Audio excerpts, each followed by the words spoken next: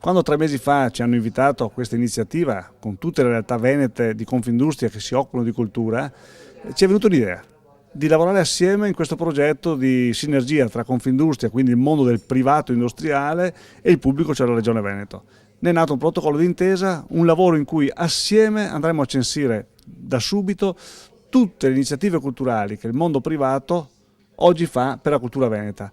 Quando si parla di iniziative culturali si intende qualcosa che poi ha un ritorno sul territorio per il turismo, per il nostro territorio stesso.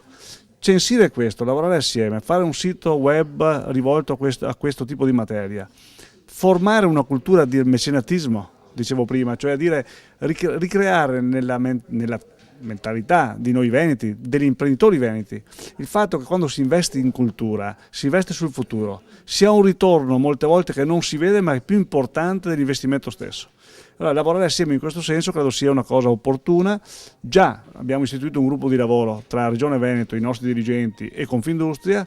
La voglia qual è? Fare rete, fare sistema, fare in qualche modo analizzare quello che già si fa, capire quante cose si fanno 2 volte, 3 volte, qualche volta si fanno male, metterle a sistema, spendere meno per dare di più. Beh, io dico sempre che nei periodi di vacche magre 2 cose vanno fatte: continuare a seminare per il futuro e soprattutto aguzzare l'intelligenza, perché in quel momento ce n'è più bisogno. E i veneti da sempre hanno mostrato che quando ci sono periodi difficili hanno dato il meglio di se stessi. Anche in questo momento questo protocollo è dare il meglio di noi stessi.